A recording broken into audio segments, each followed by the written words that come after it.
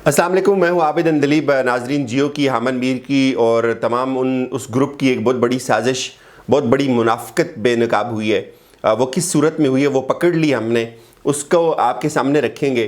24 घंटे खूब करके ड्रामा रचाया गया और ड्रामा बिल आखिर जो है वो नाकाम हो गया। वो सारी की सारी जो साजिश थी वो फ्लॉप हो गई और फिर जियो का एक मौक़िफ़ जो है वो 48 घंटे में सामने आ गया कि ये साजिश की, ये जो ड्रामा रचाया गया था, आप अब खुद सोचिएगा कि इसका फ़ायदा किसको हुआ।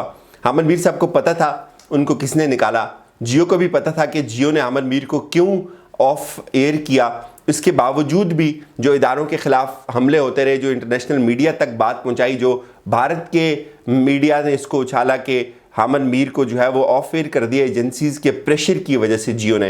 हालांकि जियो को पता था कि इसका प्रेशर आना है, उन्होंने उस वक्त क्लियर कट मौक़िफ़ नहीं अपनाया और बाद में उन्होंने एक मिक्सचर सा बनाकर पेश किया और उन्होंने एक वजाहत जारी कर दी।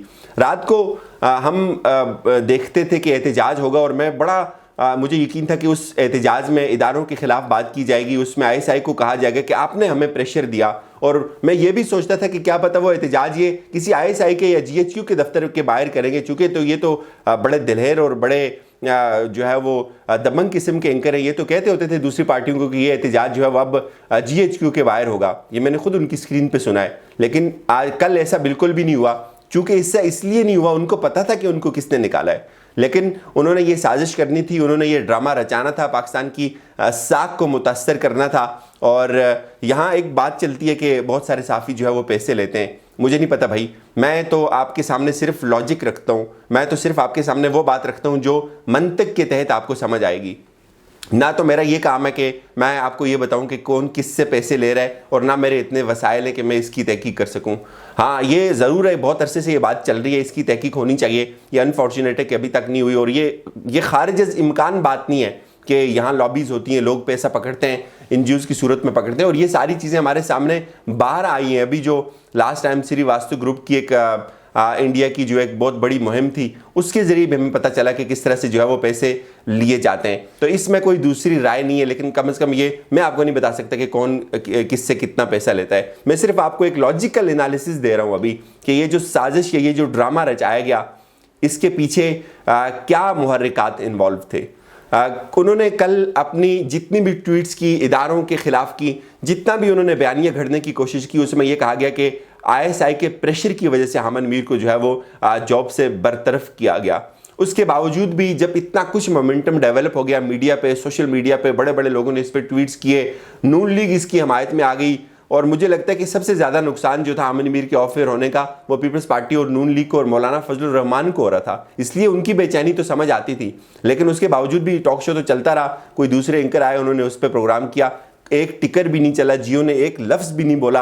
अगर आज़ादी इजहार राय पे पाबंदी थी, किसी ने प्रेशर डाला हुआ था, वो जियो जो पहले खड़ा हो जाता था, जो तो ISI के चीफ का नाम भी लेता था, फट्टे चलाता था, वो भिड़ा क्यों नहीं आगे से, उसने आगे से मजामत क्यों नहीं की। उसके बाद शाहजेब खानजादा का प्रोग्राम हुआ, उस पर कोई बात नहीं हुई, किसी ने एक लफ्ज़ भी नहीं बोला। उसके बाद दूसरे प्रोग्राम हुए, किसी ने एक लफ्ज़ भी नहीं बोला कि हमारे ऊपर हमला कर दिया और हमारे प्राइम टाइम के बहुत बड़े एंकर को जो है उन्होंने तबाह बर्बाद कर दिया। ये सारे का सारा ड्रामा था, ये साजिश थी। ड्रामा कैसे था कि इनको पता था जियो को कि जब ये उसको ऑफ एयर करेंगे तो उसका प्रेशर अल्टीमेटली इदारों पे जाएगा, और इन्होंने खुद ये नैरेटिव पेश किया। और मैं ये कहता हूँ कि ये जो साजिश है, इसमें पूरे का पूरा जियो इन्वॉल्व है। इसका फ़ायदा हामन मीर को हुआ, इसका फ़ायदा जियो को हुआ। उन्होंने अपने आप को बीच में से निकाल दिया, और निकाला किस भोंडे तरीके से, उनकी जो वजाती बयान आया वो मैं आपके सामने रखूँगा। लेकिन ये समझना आपके लिए बहुत ज़रूरी है कि मुनाफ़िकत किस तरह की जाती है, किस तरह हक़ाइक़ को ट्विस्ट किया जाता है, किस तरह चीज़ों को मसख करके पेश किया जाता है, एक नया नैरेटिव या एक नई एंगलिंग की जाती है।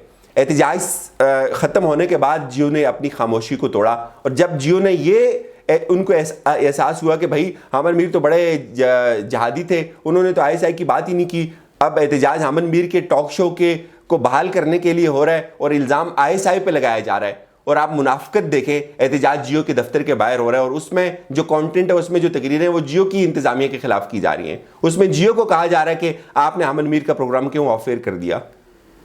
आप ये मुनाफ़िकत यहाँ से आप देखें, एहतजाज हामन मीर के टॉक शो को बहाल करने के लिए हो रहा है, बहाल करने के लिए, और इल्ज़ाम ये लगाया गया था कि ये इदारों ने किया हुआ है। और वहाँ तो इदारों के खिलाफ बात ही नहीं होती। वहाँ तो ये तो कहा ही नहीं जाता कि भाई इस पे कोई प्रेशर था। कोई एक भी बंदा नहीं आया जिसने आके ये कहा हो कि भाई हम पे बहुत प्रेशर था, हम पे आज़ादी इजहार राय पे हमला था, हमारा तो जीना महाल कर दिया था इदारों ने, अगर हम इस पे हामद मीर पे पाबंदी ना लगाते तो हमारा तो चैनल उड़ जाता। ऐसी तो कोई बात नहीं हुई। वहाँ तो उन्होंने कहा जी कि जियो ने ये जो है वो 2 नंबरी की है, और जियो ने जब देखा कि बात उन पे आ रही है, उन्होंने एक जो है वो एक बिल्कुल नाकिस किस्म की एक वजाहती बयान जो है वो जारी कर दिया। तो ये सबसे बड़ी मुनाफिकत है। जियो कहते हैं जी कि मेरी अपनी जो है वो ये एडिटोरियल पॉलिसी है, इसके तहत हमने जो है वो इसको वो किया। अब आप उनका वो वजाहती बयान सुने, आपको हंसी आएगी कि ये जो ड्रामा था ये, और बहुत सारे हमारे दोस्त जो कहते थे कि नहीं प्रोग्राम बंद होना चाहिए, ये फौज को करवाना चाहिए बंद, अब तो उनको समझ आ जानी चाहिए कि ये एक साजिश थी, ये ड्रामा था, और इसमें बिला वजह फौज को इन्वॉल्व करने की जो है वो कोशिश की गई। जियो क्या कहता है? जियो कहता है कि सिविल सोसाइटी और मीडिया हकूक की तंजीमों की जानिब से साफ़ी असद तूर पर नामालूम अफराद के हमले के खिलाफ एहतजाजी मुजाहरा किया गया, जिसमें जियो के सीनियर एंकर हामद मीर ने तकरीर की, जिसके नतीजे में मुआशरे के मुख्तलिफ हलकों का शदीद रद्द अमल सामने आया। हम एडिटोरियल कमेटी और वकला के साथ इस सूरत हाल का जायज़ा लेंगे कि पॉलिसी या कानून की कोई खिलाफ वर्जी तो नहीं हुई। इस दौरान कैपिटल टॉक की मेज़बानी आर्जी मेज़बान के सुपुर्द की जा रही है। हम अपने नाजरीन और कायरीन को याद दिलाना चाहते हैं कि मुल्क में किसी भी दूसरी मीडिया ऑर्गेनाइजेशंस के मुकाबले में करप्शन, तौहीन रसालत और गद्दारी जैसे सैकड़ों झूठे इल्ज़ामात पर जंग जियो ग्रुप को बंद किया गया। हमारे साफ़ियों को मारा पीटा गया। अपने नाजरीन और कायरीन को हालात से बाखबर रखने में ऑर्गेनाइजेशन को 10 अरब रुपए से जायद का माली नुकसान भी बर्दाश्त करना पड़ा। ताहम ग्रुप और इसके एडिटर्स के लिए मुश्किल हो गया कि वह अपने दायरे इख्तियार से बाहर की गई तकरीर या तहरीर के मवाद की जिम्मेदारी कैसे लें, जो वाक़तन एडिटोरियल टीम ने देखा हो और ना ही इसकी मंजूरी दी हो। हामद मीर और दूसरे साफ़ी अपने साथी साफ़ी पर हमले के हवाले से जिस गम व गुस्से या मायूसी का शिकार हुए, इस पर शदीद तशवीश का इजहार किया गया। ताहम सहाफ़त और साफ़ियों के तहफ़्फ़ुज़ के लिए बेहतर तरीके और ज़राए मौजूद हैं। पाकिस्तान में साफ़ियों की बहुत बड़ी तादाद आवाम के जानने के हक़ के लिए लड़ते हुए जानो और आज़ादी से महरूम हुए। PFUJ, HRCP, APNSC, AMMED और CPNE इसके साथ मीडिया हकूक़ की आलमी तंजीमें हुकूमत से मुतालबा करती रही हैं कि वो साफ़ियों को ऐसे इक़दामात के ख़िलाफ़ तहफ़्फ़ुज़ दिया जाए, मगर अब तक किसी हुकूमत ने ऐसा नहीं किया। ये सबसे बड़ी मुनाफिकत है, ये सबसे बड़ा झूठ है। जियो ने जब प्रोग्राम को ऑफ एयर किया, उससे पहले ये आनी चाहिए। आप उससे पहले ये बयान जारी कर दें कि हमने हामद मीर को इसलिए ऑफ एयर किया। आप उस वक्त तक इंतजार करते रहे जब आपने देखा कि ड्रामा लगेगा, इदारों पे इल्ज़ाम आएगा, एक बहुत बड़ी कंस्पिरेसी डेवलप हो जाएगी। जब आपने देखा कि वो नहीं हुई, वो सारे के सारे तीर जो है वो हवा में चले गए, आपको मजबूरन इस तरह के एक मुबहम सी स्टेटमेंट जारी करना पड़ी कि भाई प्रेशर था, आपने कहीं भी नहीं लिखा हुआ, दबाव था, आपने कहीं भी नहीं लिखा हुआ। आपने कहा जी कि वो तकरीर उन्होंने बड़ी जज्बाती अंदाज में कर दी थी, हम उसको देखते हैं, आर्जी तौर पे हमने उनको ऑफ एयर किया हुआ है। सारे की सारी मुंह की कहानी पड़ी। किस मुंह से अब वो लोग जो ये बड़ी बड़ी गले फाड़ के कहते थे कि भाई हमने आज़ादी सहाफ़त पे हमला हो गया और हामद मीर को ISI ने बरतरफ कर दिया, थोड़ी सी उनको शर्म आनी चाहिए कि अब इसके बाद उनके पास क्या कंटेंट बचा है। मैं नहीं कहता कि सेंसरशिप नहीं होगी, भाई हर मुल्क में होती है। मैं नहीं कहता कि फौजी चैनल बंद नहीं करवाते होंगे, मैं नहीं कहता कि ISI इन्वॉल्व नहीं हो सकती, लेकिन ये जो कल ड्रामा किया गया, शर्म आनी चाहिए उन लोगों को। अब वो जो बहुत बड़े बड़े हक और हक परस्तों के कबीले में खड़े होते हैं और अपने सारे सच्चाइयों के और सहाफ़त के सारे जो झूमर हैं वो अपने माथे पर सजाने के लिए पीछे नहीं हटते एक कदम। अब वो किस मुंह से बात करेंगे कि ये इसको ISI ने बंद करवाया। ISI अगर बंद करवाती तो जियो जैसा चैनल आगे से भिड़ ना जाता, वो शोर ना मचाते कि हम पे प्रेशर आ रहा है। कभी वो खामोश हुए, उनकी हिस्ट्री उठा के आप देख लें, एक लफ्ज़ भी, एक टिकर भी नहीं चला कि हम पे प्रेशर था, हमने हामद मीर को अफेयर कर दिया। जियो में तो सकूत था, साफ़ी बायकाट कर देते, कहते कि हम नहीं करते हामद मीर के प्रोग्राम के बगैर प्रोग्राम हम नहीं करते, हम उसके प्रोग्राम की मेज़बानी नहीं लेते, इतनी जुर्रत दिखाते।